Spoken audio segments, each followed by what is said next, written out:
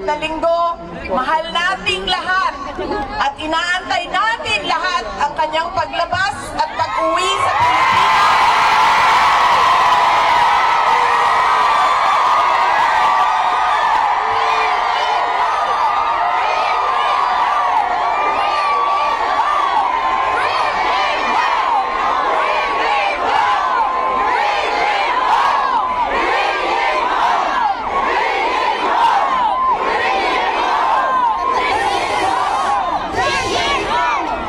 Mga kababayan, Assalamualaikum warahmatullahi wabarakatuh. Magayaw, umayong adlaw kaninyong tanan. Naimbag na adlaw, kada kayo amin. Magandang araw sa inyong lahat. Meron lang po muna akong paalala para hindi tayo ma-excited at manggigil ngayong hapon na ito. Kasi nakita ko sobrang dami ng ating mga cellphone, camera, at iba't ibang pang photo at video na gamit. Ibig sabihin, lahat gusto makakuha ng picture. Inday Sara, wala na kaming pakialam sa message mo, basta meron lang tayong selfie. Kaya, binigay ng organizers para sa ating lahat mamaya ang photo opportunity ng lahat. Isa-isa. Kaya, hindi kailangan manggigil dahil habang merong nakapila para sa picture, ay gagawin natin mamaya. Mahal ko kayo. Maraming salamat sa inyong paanyaya sa akin na bumisita dito sa United Kingdom. Ang susunod ko po ay yung munang ating pagdarasal at pakikiramay sa lahat ng mga kababayan natin doon sa Pilipinas na dumadaan sa hirap, may sakit, at mga biktima ng iba't ibang kalamidad na dumadaan taon-taon sa ating bayan. Tayo ay nakikiramay sa kanila at kailangan ipaabot natin ang ating moral support, kundi man financial support sa lahat ng mga biktima ng sakuna sa ating bayan.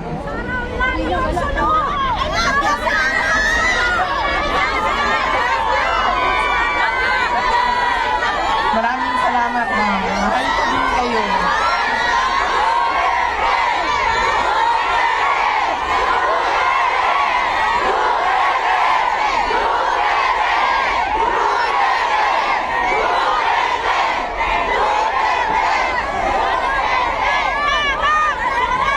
Unahin ko, mga pagpapasalamat. Una, ang pagpapasalamat natin sa Diyos. Kaya para sa araw na ito, na ibinigay niya sa atin para magtipon-tipon. Malayo man tayo sa ating bayan. Ang iba sa atin hindi na nakauwi ng Pilipinas. Pero binigay niya sa atin ngayon ang araw na ito para ang mga Pilipino magsama-sama at ipakita natin ang ating galit sa nangyayari sa ating bayan ngayon.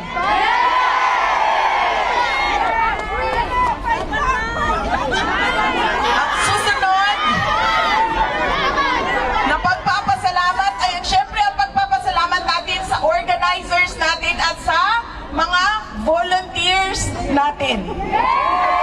Dahil kung hindi dahil sa kanilang preparation, sa kanilang organization, sa kanilang sistema, ay hindi natin magagawa ang ating programa ngayong hapon na ito. Kaya maraming salamat po sa itaas ang kamay mga volunteers, mga organizers. Maraming salamat sa inyo.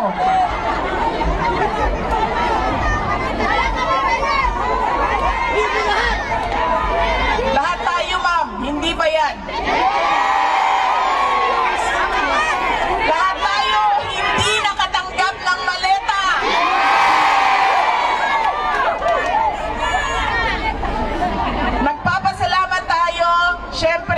sa local government unit ng London at sa UK government dahil pinayagan nila tayo na magtipon-tipon ngayong hapon na ito.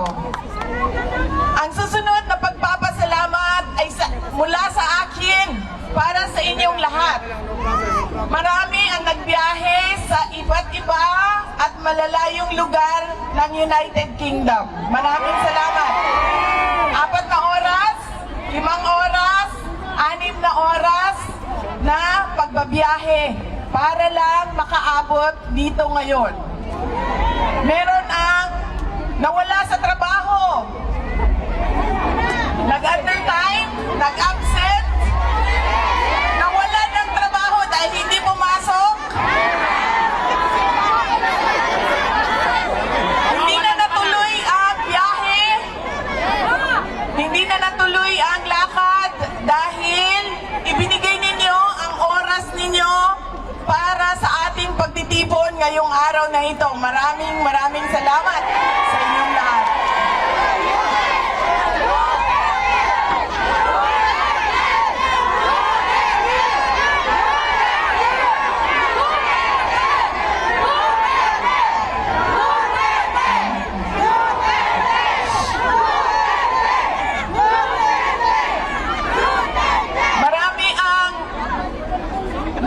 Na-hurt, nasasaktan kapag sinabi na bayad sila o bayaran sila o binayaran sila para pumunta dito. Pero babayaran ko kayo mamaya ng picture.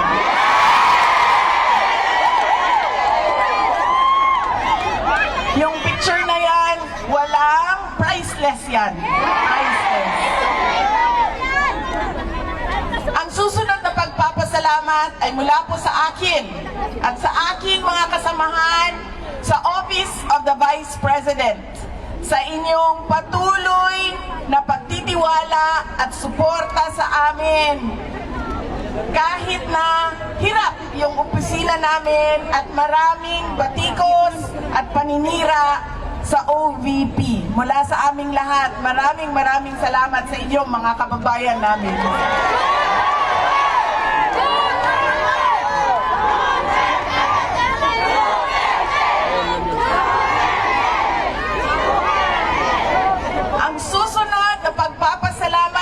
Makikita ko po siya sa susunod na linggo. Mahal nating lahat at inaantay natin lahat ang kanyang paglabas at pag-uwi sa Pilipinas.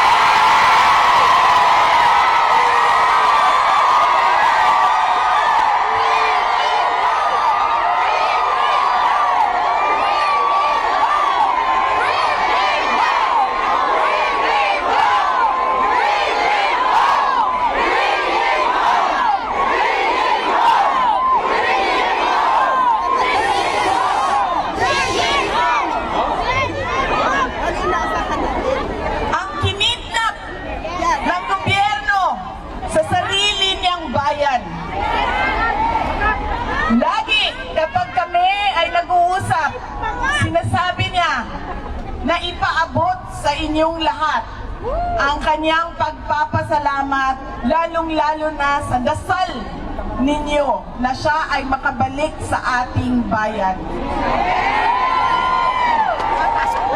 At ang kanyang pagpapasalamat sa patuloy ninyo na suporta sa kanya kahit hindi na siya Pangulo ng ating bayan. Dahil siya ang parating Pangulo ng ating mga puso.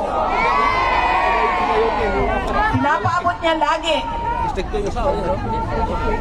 Yes, ma'am.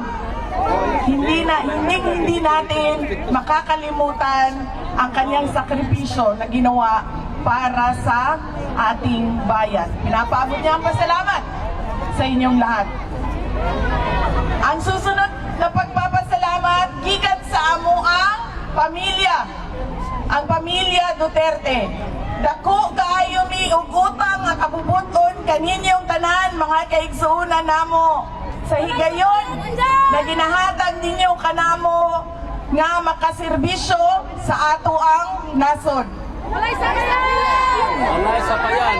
Napakalaki ng utang na loob namin sa inyo mga kababayan sa pagkakataon na ibinibigay ninyo sa amin na makapaglingkod sa ating bayan. Alam ninyo, ang lakas ng pamilya namin hindi galing sa posisyon namin sa syudad ng Davao. Dahil sobrang dami sa ating mga Pilipino ang merong iba't ibang posisyon. Barangay Kapitan, Purok Chairman, Konsihal, mga buhaya, Mayor, Governor. Sobrang dami ng merong posisyon. Hindi galing sa apelido. Dahil lahat naman tayo may pangalan, may apelido. Ang totoong lakas namin ay galing sa inyo. Nakikita ninyo ito? Ang pagtitipon natin ngayong hapon na ito, ito ang lakas ng aming pamilya. Kaya nagpapasalamat kami sa inyong lahat dahil hindi ninyo kami iniiwan. Noong hindi pa Pangulo si President Duterte, nandiyan na yung suporta ninyo. Nung naging Pangulo siya, buong-buo ang suporta ng taong bayan. At ngayon, na walang-wala yung pamilya namin, ay nandyan pa rin kayo, mga kababayan namin. Maraming salamat sa inyong lahat. Maraming salamat kaninyong tanan. There you have it, ladies and gentlemen. The 15th Vice President of the Republic of the Philippines.